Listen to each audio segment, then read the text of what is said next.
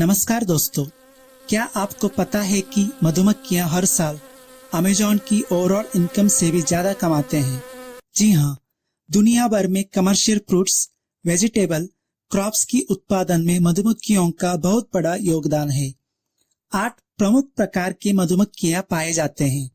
दुनिया भर में लगभग 2 ट्रिलियन मधुमक्खियां रहते हैं। आर्कटिक की ठंड के माहौल से लेकर माउंट एवरेस्ट की 30,000 फीट की ऊंचाई तक भी मधुमक्खियां उड़ सकते हैं। सिर्फ अंटार्कटिका में ही मधुमक्खियां नहीं पाए जाते हैं। मधुमक्खियां पेड़ पौधों की परागस्पर्श यानी पॉलिनेशन में मुख्य भूमिका निभाते हैं। हवा, पानी, मधुमक्खियां, तितली, चींटियां जैसे कीड़े, चमगादड़, परिंदे नैसर्गिक पॉलिनेटिंग एजेंट्स माने जाते हैं। दुनिया भर में हर साल $220 बिलियन से लेकर $577 बिलियन वर्थ कमर्शियल क्रॉप्स की उत्पादन में इन पॉलिनेटिंग एजेंट्स का हाथ है। मधुमक्खियां लगभग 70 to 80% कल्टीवेटेड कमर्शियल क्रॉप्स और 85% फ्लावरिंग प्लांट्स की पॉलिनेशन करते हैं।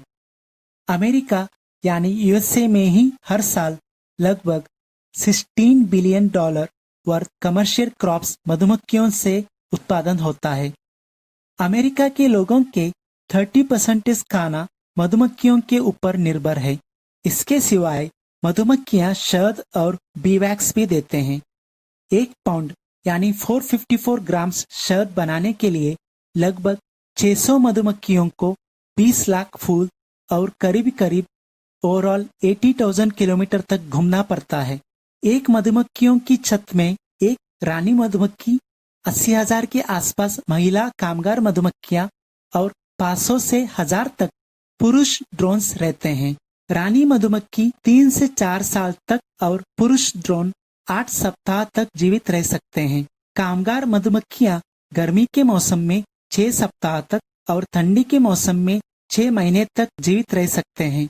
मधुमक्खियों के बिना दुनिया भर में खाना महंगा और दुर्लभ हो जाएगा। मधुमक्खियां पूर्ण रूप से लुप्त होने पर सिर्फ 4 साल में ही दुनिया भर के सब लोग भूख और बीमारी से मर सकते हैं।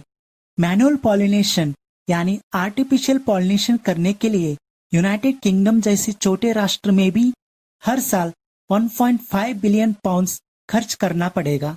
किंतु फिर भी पिछले कई दशक से दुनिया भर में 30% घरेलू मधुमक्खी और 70% जंगल की मधुमक्खियों का कॉलोनीज लुप्त हुए हैं। इसके कई कारण हैं। पर्यावरण में बदलाव, नगरीकरण, डिफॉरेस्टेशन, कीटनाशक का उपयोग, नैसर्गिक इंफेक्शंस और मानव निर्मित समस्याएं। मधुमक्खियां भू तापमान से प्रभावित रहते हैं। वायुगुण में बदलाव के कारण पेड़ पौधे समय पे खिलते नहीं हैं। इसके असर मधुमक्खियों की प्रजनन चक्र में भी पड़ता है। पॉलिनेशन अच्छी तरह से न होने की वजह से कृषि उत्पादन घट जाता है। नॉर्थ अमेरिका और यूरोप में रहने वाले ठंडी के मौसम के मधुमक्खियों के आवास स्थान हर साल घटता जा रहा है। अब तक 200 मील यानी 320 किलोमीटर तक आवास स्थान लुप्त हुए हैं। डिफॉरेस्टेशन और नगरीकरण के वजह से मधुमक्खियों को फूल पौधे नहीं मिलते हैं। कीटनाशक के उपयोग से मधुमक्खियां जैसे पॉलिनेटिंग एजेंट्स मर जाते हैं। पर्यावरण में बदलाव के कारण मधुमक्खियां पैरासिटिक इंफेक्शन और बीमारियों का शिकार हो रहे हैं। एक संशोधन के अनुसार mobile radio frequency, electromagnetic frequency के वजह से मधुमक्खियों का एग हैचिंग साइकिल में गिरावट आ रहा है। तो अब मधुमक्खियों का बचाना हमारे भविष्य का डिमांड है।